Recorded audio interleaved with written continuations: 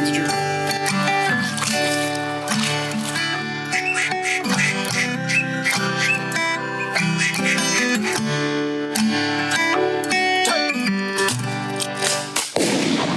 right, welcome back, everybody, to another show of Flyweight Connections. Like always, I'm here with my buddy Joe. Joe?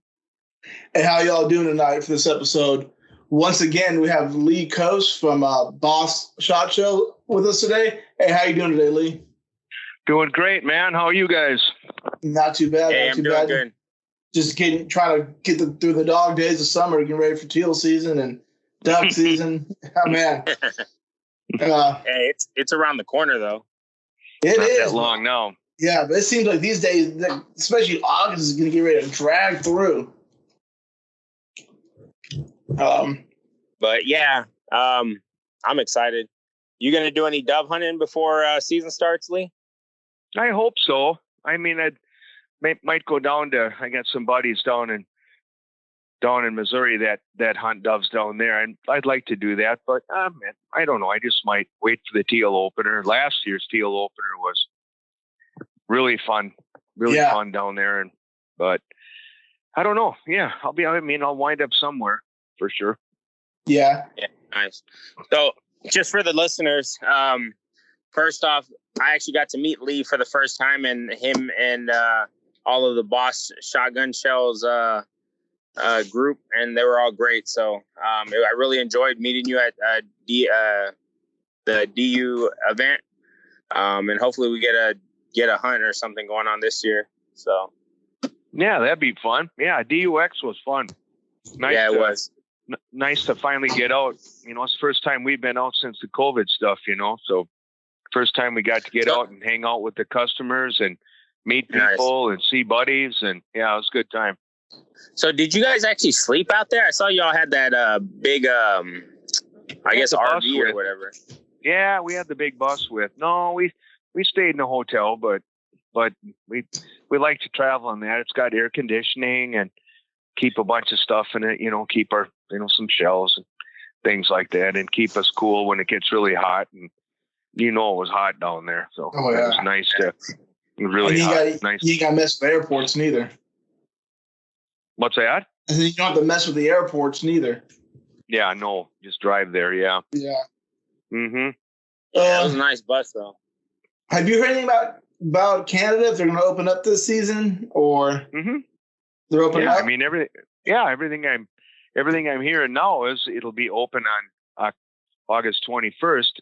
I mean, that being said, it seems like there's a lot of, I don't know, kind of fear kind of creeping into the big media outlets on another version of the COVID or whatever. Yeah. I don't COVID know. Delta, whatnot. Yeah. I don't know. I don't even want to think. I don't even want to think that. I don't even want to think that. So I just want to. I'm going with it. It's gonna be open, and I'll be there. So. Yeah. So where in Canada are you gonna probably take your first hunting trip at? Manitoba, Saskatchewan, Alberta. I'll probably hit them all. Nice. Yeah.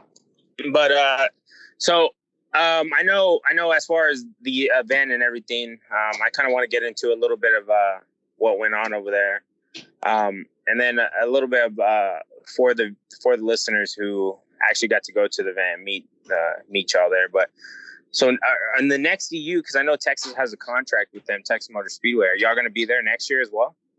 Oh, sure, for sure. Okay. Yeah, I think they'll be there for 3 years. Yeah, I know they got like a 3-year contract, and I was just curious.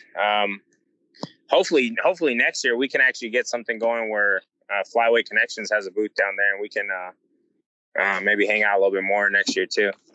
Yeah, it'd be fun.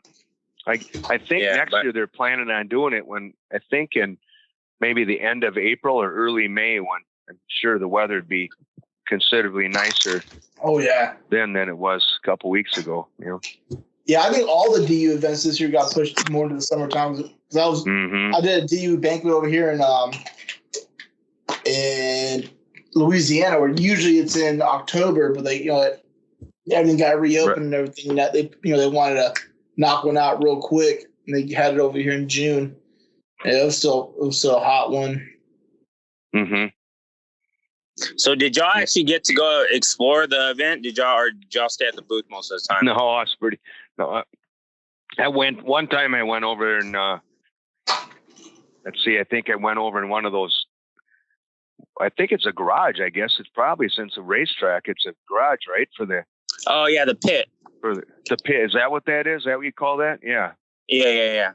Yeah, they were air conditioned. I went over there and saw a couple buddies over there, but no, I pretty much hung out in the Boss booth. So okay, nice. I didn't get around much. No. Yeah, I pretty much. I mean, I got to the last day. I got to explore a little bit more, but I pretty much stayed in the shotgun because I was right next to it. I was there at the in the shotgun lane with the Benelli. So. Mm-hmm. But it was it was a fun event. I definitely recommend, and I know we talked about this, but in a previous show, but I recommend anybody who's listening definitely go if you get a chance, go explore it. I'm assuming, and it's just an assumption, that it's going to be 10 times better next year, just because how much everything else is opening up. So I would think, and then it's always easier to plan and change things and modify the event a little bit, having a little bit of rear-facing data. So I would think they would, things that they think they could do better on, they will. And there'll be a bunch of people there. And I heard there was like 46,000 people there. Oh, dang. Yeah, it was crazy. That was the final number I heard, 46,000. That's pretty great. Cool. Yeah. Especially, I've noticed this year, after the whole COVID stuff and all that, I feel like, and I heard you talking on a podcast before with Russell Ramsey about it when you guys were at the Safariland banquet. It seems like more outdoorsmen after the COVID stuff kind of got more involved in the conservation portion of everything. How so? That's great. How so? I feel that I feel like you see it more now.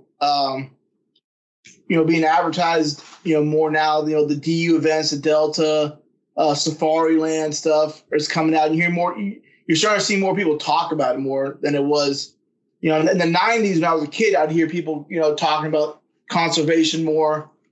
And I think I don't know if it's the last couple shifts of the migration with some of these states having usually who had better hunts, having not as great a hunt, or if it was the COVID and being locked down and not being able to go to Canada kind of got people. Me personally feel like it got people's blood boiling for the conservation aspect of everything more. I've noticed you've seen in the community people bringing it up more so than they have in the past couple of years. I wouldn't say. I don't know if I've seen that, but it's a great thought. I hope they are. Yeah. But yeah, I don't know if I've seen it, but I mean, we're Boss. We're real active in conservation and habitat programs, and yep. I'm a huge fan of Ducks Unlimited and Delta and pheasants and quail and Trout Unlimited and Rough Grouse Society. And yeah, I love them all. Yeah, that's one thing I like about Boss is you always see you guys real invested in the conservation portion more so than other companies in the industry. So besides, going up to Canada, what upcoming hunts do you have here in the States coming up? Oh, well, hunt the prairie here when I can in Canada, of course, and then I'll be hunting rough grouse in Minnesota, northern Minnesota, then ducks in Kansas, Nebraska, Missouri, Arkansas, maybe Louisiana this year. Come down for that teal season. California for sure. I'll be out there. I usually get around. Yeah. Yeah. Yeah. I really like really like hunting ducks in timber in the trees. The trees. Yeah, I'm like, where you right around Bio Meadows and all that, and around Stuttgart. Yeah, I mean, I was fortunate enough to get invited to a few places last year down there, and that was really fun. And then even in Missouri, there's some good timber hunting there, and I love seeing ducks, man. If I can see ducks, I love seeing them. So. Yeah, I mean, this year we definitely got to get y'all down here and get a tail hunt down in Louisiana. But that'd be fun. Yeah, that'd be great. And so there was another thing I wanted to we kind of talked about. We actually want to. So what's new? What's going on with Boss? What for this season? Is there any big steps that's going on? Anything updates anything or anything new, major, anything earth shape? Well, I mean, yeah. I mean, there is. It's not good news. There's going to be a break in the supply chain here, and getting shotgun ammo, I think, could get really hard this year. Oh wow! So, we're hearing it from. We're not creating anything here.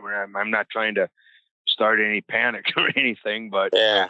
I mean, we're hearing it from our suppliers, and we're actually I'm working on a newsletter for Boss where I'm going to send it out to everybody that's a subscriber.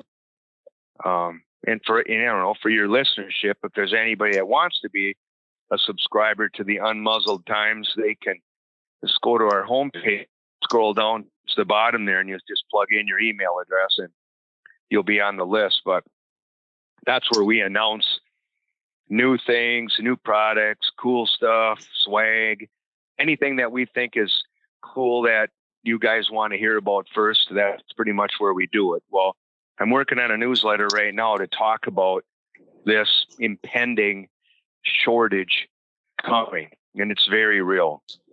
So I suggest people, if they're going to go hunting this fall, I don't even think I would wait until fall to buy ammo. I wouldn't. I'd buy it when you can. Yeah. Yeah. Yeah, I would. Like I say, we hate saying it, but and the other thing is I hope people don't hoard. If leave some for the other guy too. I mean, just use what use what you think you need, and then let the other guy have some too. But it's real. So what's causing this shortage? If you don't mind me asking. Well, I mean, I'm not the smart guy in the room here, but neither am I. Yeah, it sure seems to be like it has to do with. I mean, I think it all stems from social issues. COVID. I definitely think that's probably where the root causes of it. Mm-hmm. I think the largest symptom of it would be just lack of workers, lack of a workforce. Really? There's just we hear it, and not necessarily in our side of the business, but other businesses, friends of ours that have companies, and trying to get containers from Asia, or things produced, or there's a shortage of some microchip, or there's a shortage of a polymer over here. And that causes a ripple effect down. So a bunch of other people can't get it. Empty containers that they can't get people to fill, or containers last year that were $2,500 and now they're $28,500. It's just lots of weird things going on. I mean, I'm sure much of it was, due to the political and social issues that we went through in the, from what would that be? Yeah. All of last year, and certainly well into this year. So, it'll take a while for it to iron itself out, but we'll get there. Yeah, pull through. Yeah, and it's one of those things where it's like, man, you wish you have more control over it, and it just, to me, it just sucks. It's especially what's going on with the society right now and everything. Like you said, COVID and political issues and all this. And I mean, I think if we could just go out there and hunt, I think everybody would just be happy. If we had the ammo to get out there and, you know, harvest the birds or do it, you know, get out there with our families and friends. Like, I think to me, everybody would be happy. Nobody would be, I don't think we'd see any upset person in the hunting community, you know, or any of the outdoors community, fish, whether it be fishing or whatever it may be. And it's insane. It's this is it's not just for any, like us who hunt waterfowl. I know a buddy of mine, he's a big dirt biker and they can't get races. And that blows my mind. It's like, you can't get races on tracks, and it has to do with getting sponsorships and then getting events to open, and it's insane.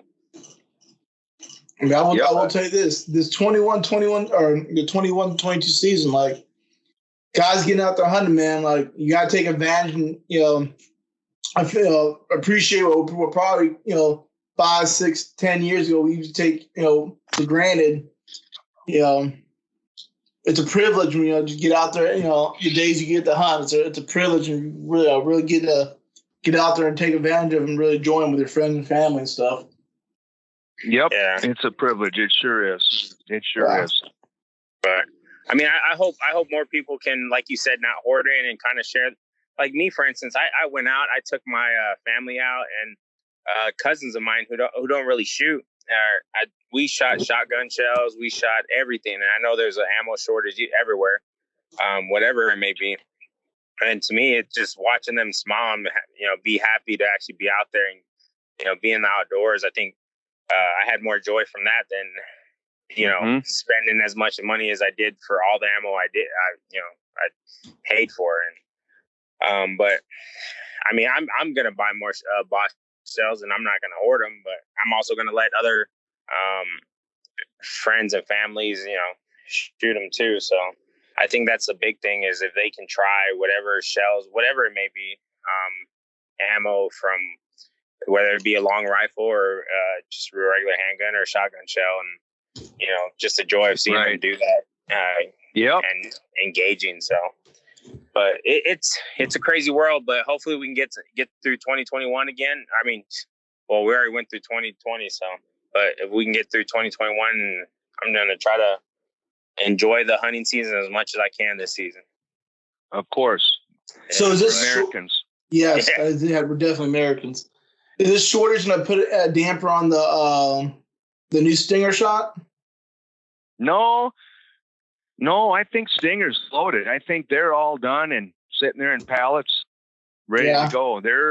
Have you heard about them? They're really cool. Yeah, I've heard a little bit about them. I know you mentioned the last time you're on the episode. And I've read up a little about them.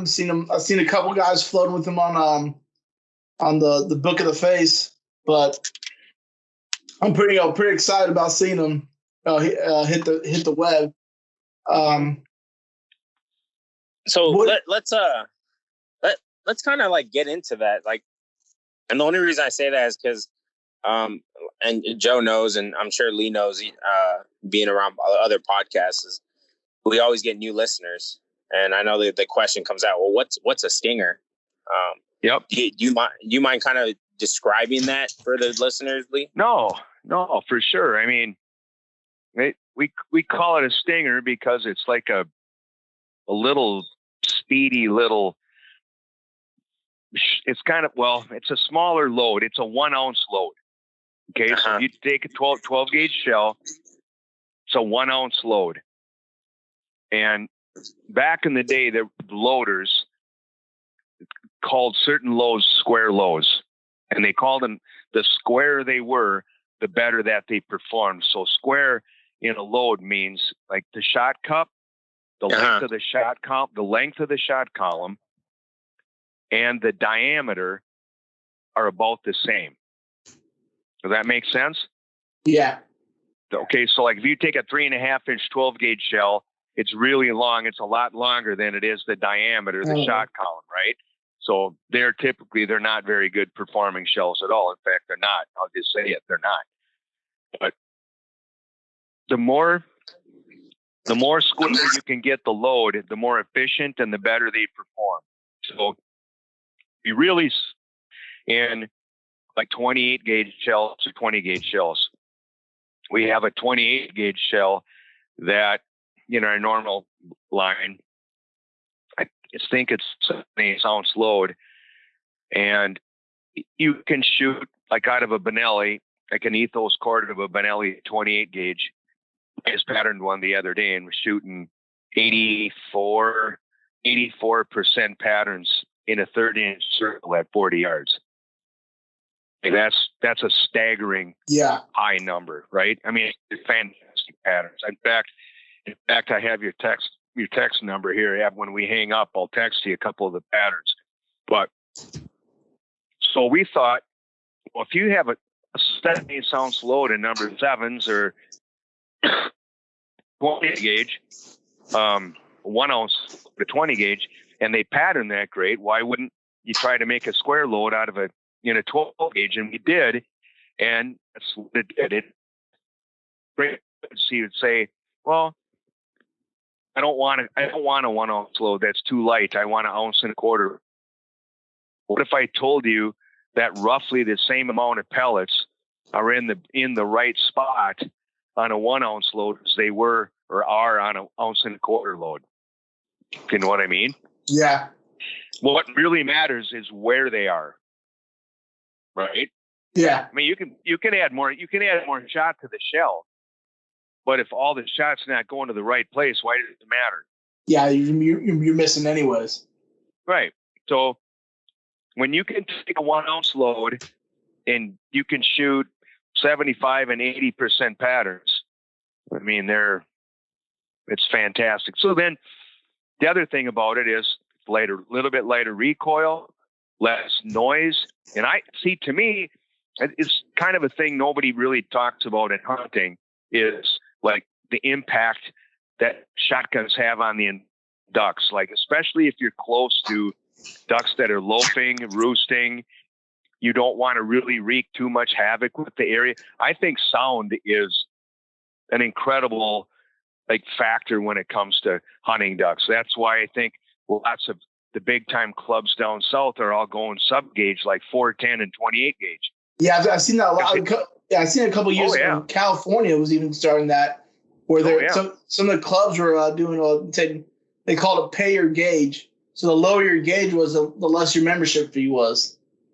Well, that's a cool thing. I haven't heard that, but I'm telling you that there is like a major sub gauge movement, and they're fun to shoot. They're incredibly effective at killing. Yeah, they're easy. So they have lots of benefits.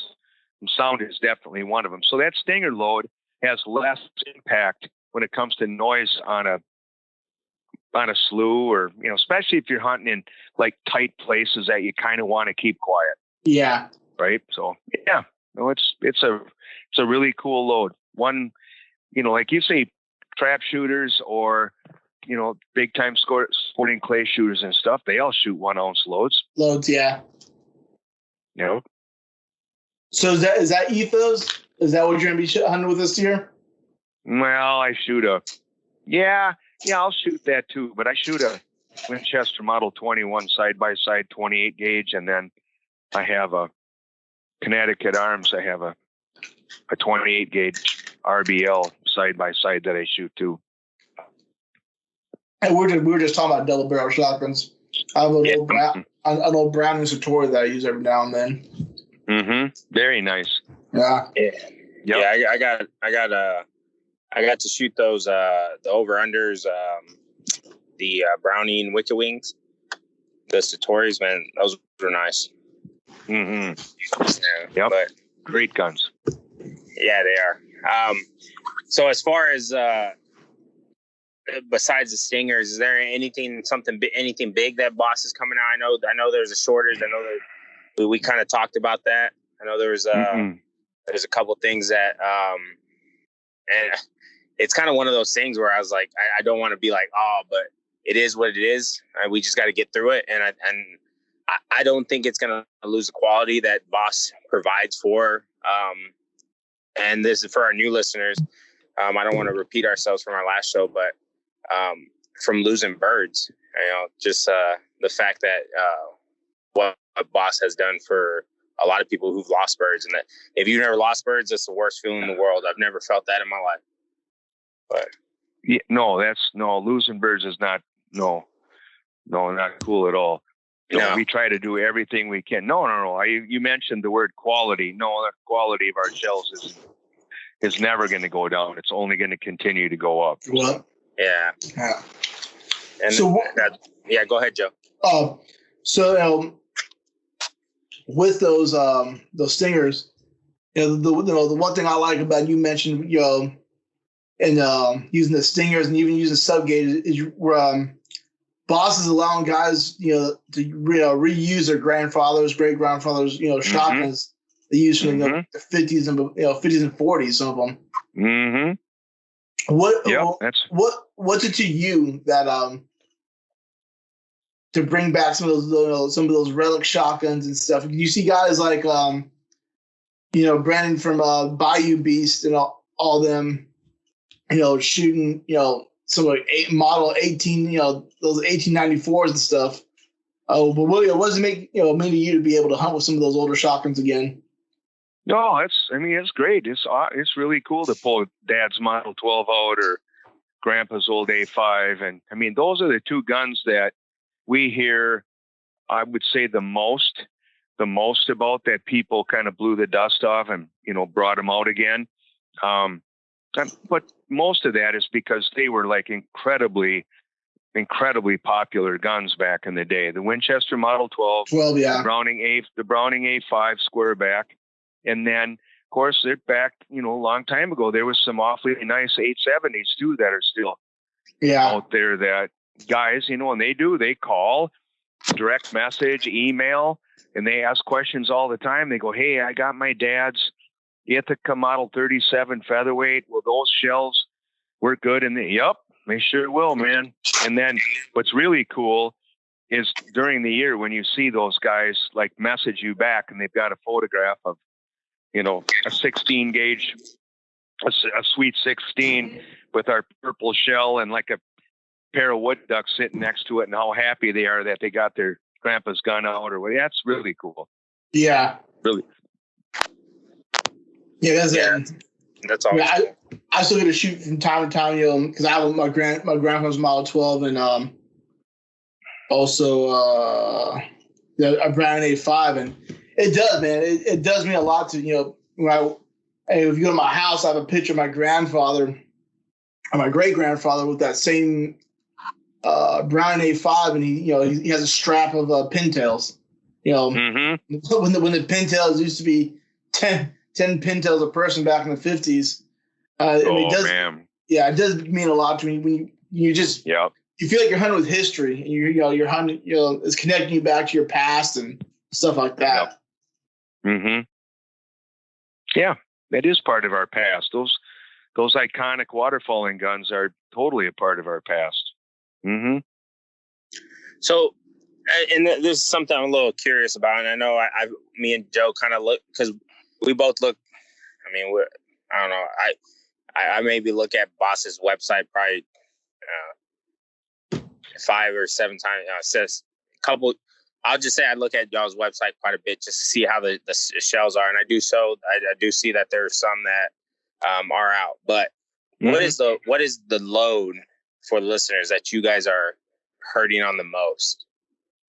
Just for the listeners.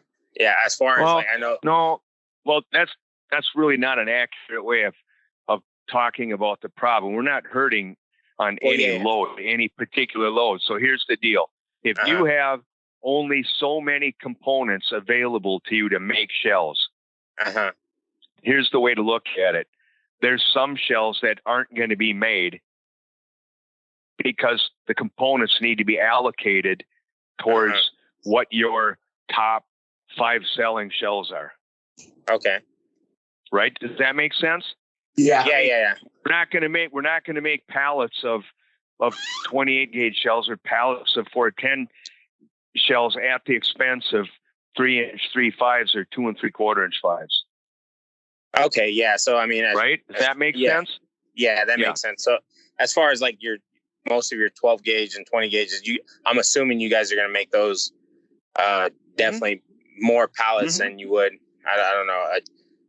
A 20 gauge. They're all in production right now, and it won't be long, and we'll drop a newsletter.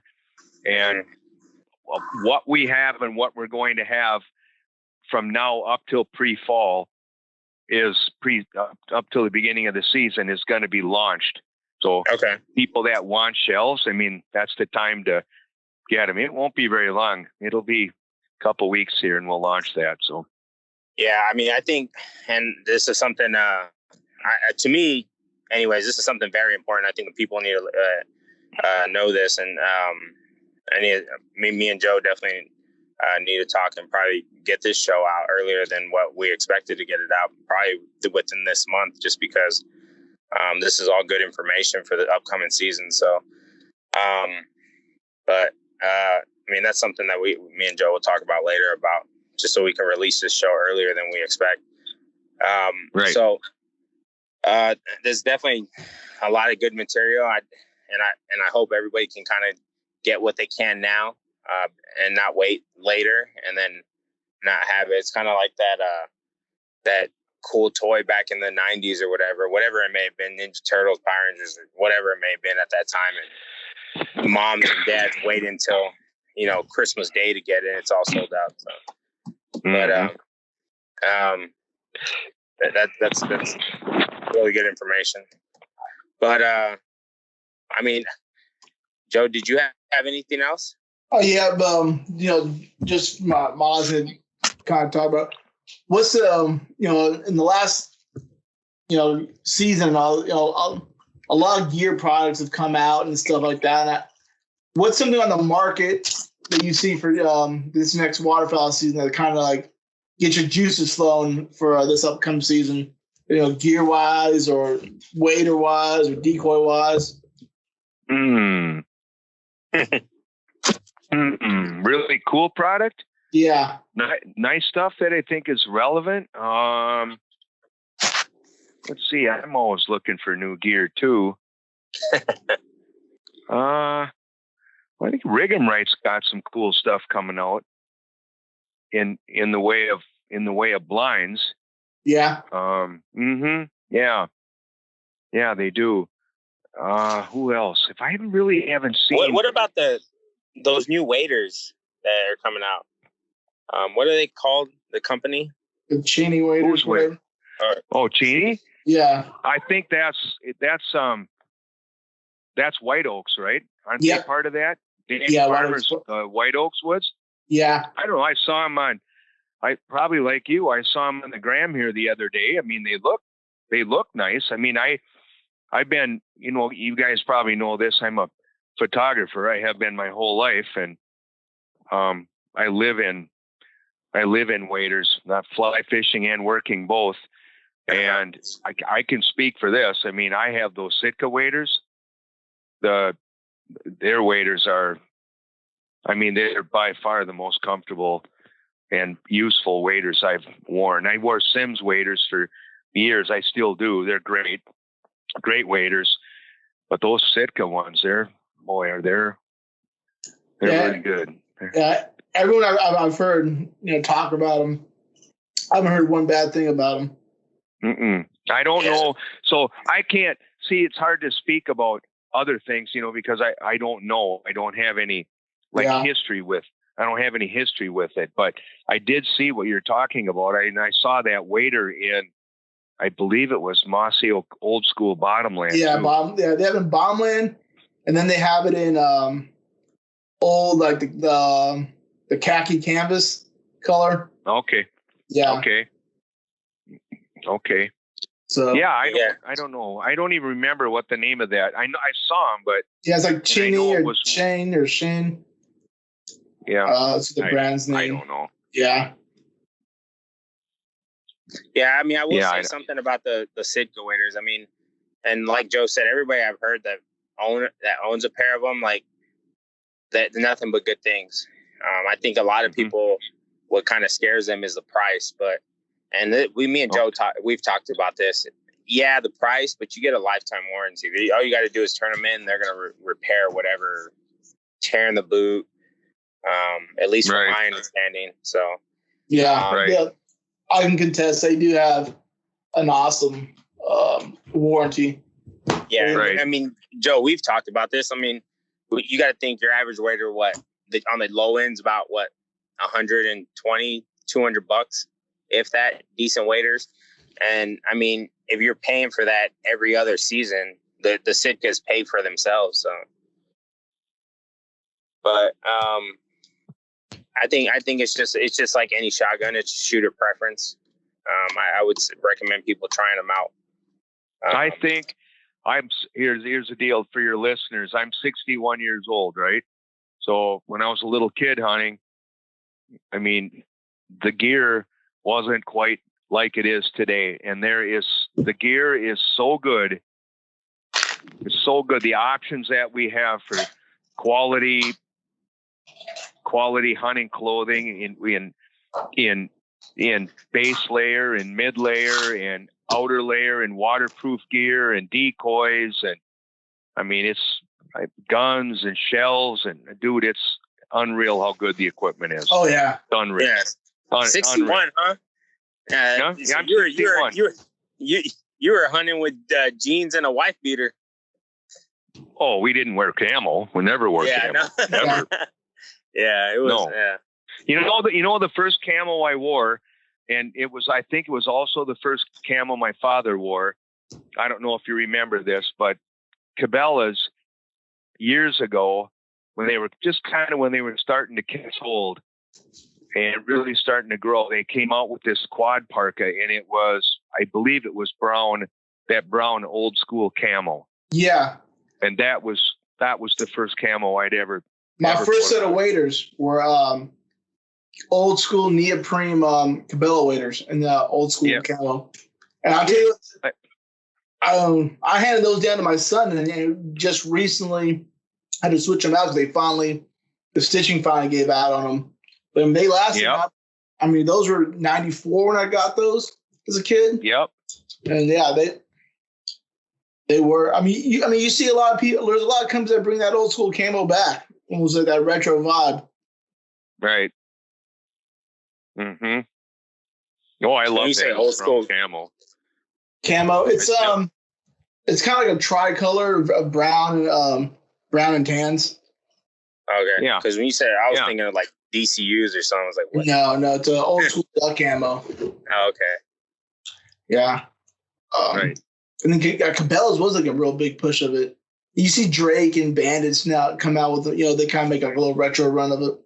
Oh yeah. You see, it's cool. It's really cool. Some of that old school brown, Yeti. I mean, that brown camo hat Yeti made. I mean, it's absurd the amount of hats that they sold with that old school pattern on. Yeah. Really cool. Yeah. It's cool. Yeah, I mean, it's neat, being able to put that old school camo on, grab the old A5, grab some Bosch shotguns, and hunt like I said, hunt like our ancestors did, hunt like they did in the 50s and the 40s when duck hunting was just different. Yeah, it was different back then for sure. It was different. It was different, but it's kind of still the same. It's still the best, man. Yeah. Yeah. So we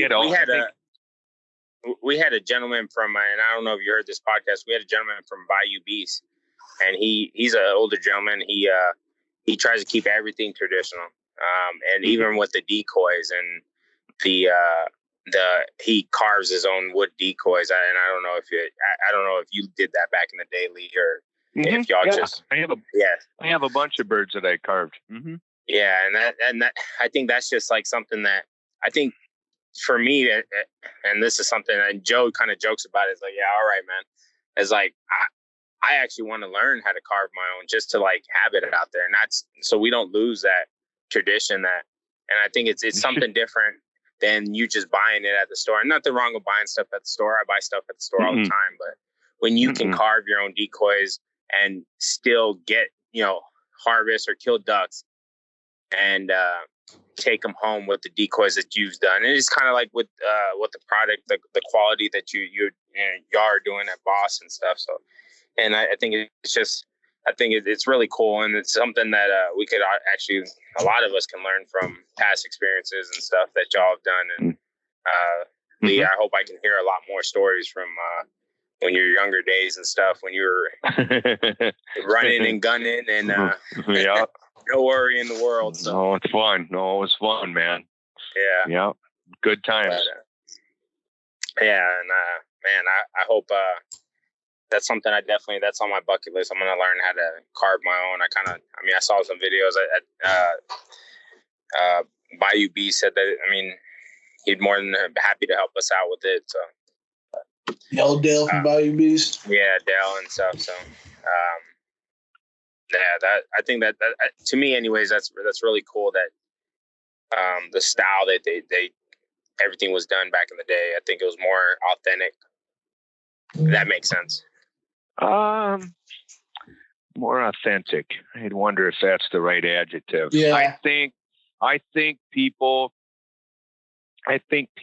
did more so what they had to do, because out of necessity than anything. Does that make sense? Yeah, absolutely. Yeah, I mean, so I would say I'm not saying everybody had to carve decoys, but money back then, back in the day, to a lot of people was not nearly as available. As resources were way different back then.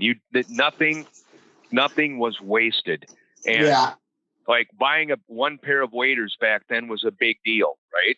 So like when let's say like, what were those? There was a bunch of decoys that came out, plastic birds that started to come out in the 50s. Like the Animal Trap Company came out with a number of decoys that were plastic that were like really nice. Quite honestly, I still have a bunch of them here. But not everybody could do that, right? So people they made things. Nobody does that now. Yeah. People don't, average hunters don't. They just go buy decoys, but back, things were different back then. You had one gun. Yeah. You didn't have a bunch of guns. There wasn't a shotgun shell for teal and a special one for snow geese and a special one for turkeys and a special one for big geese and a special. By the way, that's all horse shit, Oh yeah. It's all marketing nonsense, right? Yeah. The only difference that should be take the copper-plated Boss line, right? Mm-hmm. You don't need a special shell to shoot a blue-winged teal. What you might need is a smaller shot size. Yeah. But it doesn't require its own shell. You know what I'm saying? It's the same shell, just a different shot size. So you might want to shoot. You might want. Yeah, a different color box. You might want to shoot a number 7 at blue-winged teal. You might want to shoot a 5 at mallards. You might want to shoot a 3.5 at geese, at speckle bellies and lessers and giant honkers. You might want to shoot a 3-inch too. It's the same shell. Yeah. Well, I feel that a lot of that came with the whole steel craze, where they kind of I'm not gonna say that, maybe they didn't brainwash, or they marketed where there was a snow goose load, but at the end of the day, it's still steel pellets they're using. It's still a wad, still a primer, right. still a polymer shell case, just in a different box, marketed for. There's no difference between that number 2 for snow geese and that number 2 you're using for shooting mallards. Right. Besides the marketing, you wouldn't know. Yeah. Yep. Yeah. You wouldn't know anything. Yep. Yeah. And then, we were talking about, the necessity of carving a gear, or, making gear and stuff, especially with the decoys, hunting down here in the South, and then, especially growing up hunting in California and then hunting on the East Coast a lot. what I do find real interesting with the waterfowl community is each of them are different, but they're same. They're same in their own way. Like although in hunting those outer bays at Eastern Shore when they were carving their wooded diver ducks. They looked a little bit different than how they were carving them down here in the South. But out of necessity, I think it's always kind of neat how everyone's culture is different in the waterfowl community, in the regions. But at the bottom line is they're pretty much a lot closer the way everyone did anything than we all think. Yeah, right. I think the end state of everything, and I think we all try to find that common goal, and whether we do it one way or do it in another way because of regions or what, it's just like food. I mean, I like Cajun food. I grew up in Texas. I like deep dish pizza from Chicago. But it's just one of those things where, I mean, once we all reach that end goal, I think, and we can be successful, I think that's what counts. Right. Yeah. But that's insane. We definitely got to get more talking. I would love to hear some more of the stories from your days in hunting and stuff. Oh yeah, call me back someday. We'll just talk about those. I got lots of them. But one, because I think we could all learn from what you did back in the day, and not to sound like I don't want to make my own mistakes, because I think me personally, I learned more from my mistakes, but we can learn from your mistakes, and you can. I made lots of them. I made lots of them, and most of them were, weren't like how I screwed up a good hunt, but it was like danger stuff, bad things that happened. But even those, those can help these new hunters that are coming in the waterfowl community, that not make those mistakes. And I think that's the problem is we don't listen as much. We got two ears and one mouth. So I mean, we got to listen twice as much as we talk. So yeah, that's right. Just one of those things. But man, that was really good. Joe, did you have anything else? No, I'm good. Lee, did you have any questions for us? No, just stay in touch during the season and jump on Instagram and weigh in, comment, and let me know that you guys are out there doing your deal, and let me know how the shells are performing, and just stay in touch. Yeah, we appreciate it. Yeah, we'll definitely on Instagram. We'll definitely get some photos of us with some shells and stuff, because, like I said, I know we kind of talked about this in the first show. My first time shooting Boss, and I fell in love with it after shooting it, was this past season. So good.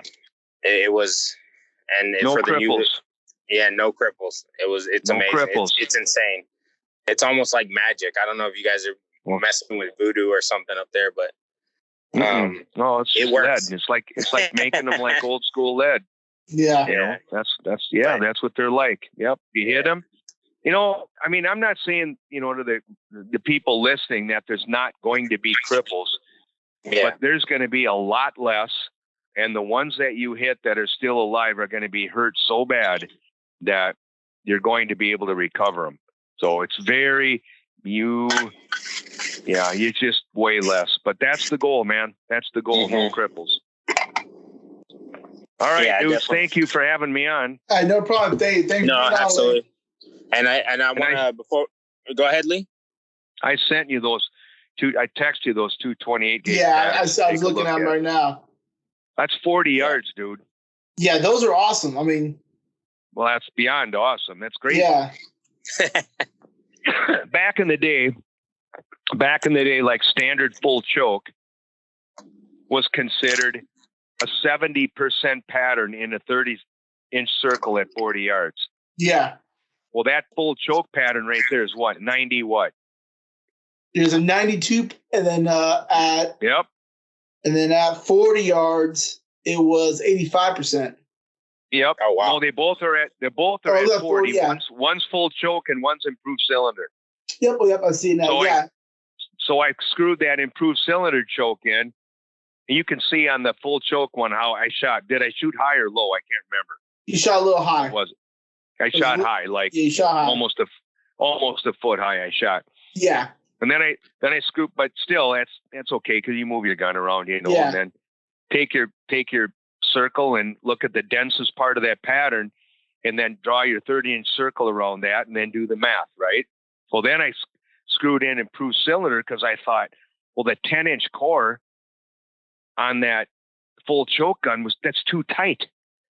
Yeah. You don't want to hit a duck that many times. Yeah. You know, because we love to eat ducks too. You know, we love to eat them. Yeah. So. Same Anyway, with that I screwed in that improved cylinder, and it only went down to like 84. I don't know, 84 something. Yeah. 84%. Oh, it's crazy. Yeah, Crazy good. 85% you had on here. Yeah. Yeah. Yes. Crazy good. 187 pellets on, in that circle. And that's, at 40 yards with a 28 gauge. 28 gauge. 7/8 ounce. Okay. So what we're going back to that Stinger load. Okay. And then we'll leave with this. Going back to that Stinger load, you go, well, it's only a 1 ounce shot. Well, that's 7/8 ounce a shot. That's less. Yeah. You see what I mean? It doesn't matter. Almost the payload doesn't even matter as much as the design of the gel and the pattern density that you get out of it. That's what matters. Yeah. I mean, a hit's a hit. You give me. They can only be so dead, dude. They don't get deader. A hit's a hit.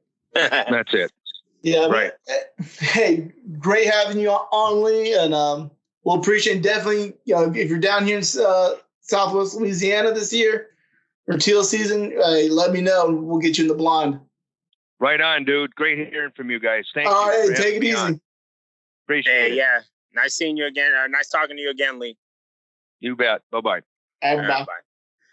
All right. And for the listener out there, before we get off, like always, I want to thank Vow and Honor Outdoors for what they do. Boss Shotgun Shells, check them out on their website. You can't get them at Cabela's, but you can get them online, and they're worth it. And this is from experience, and definitely try it out. But like always, y'all have a good one, and let Valor not fail.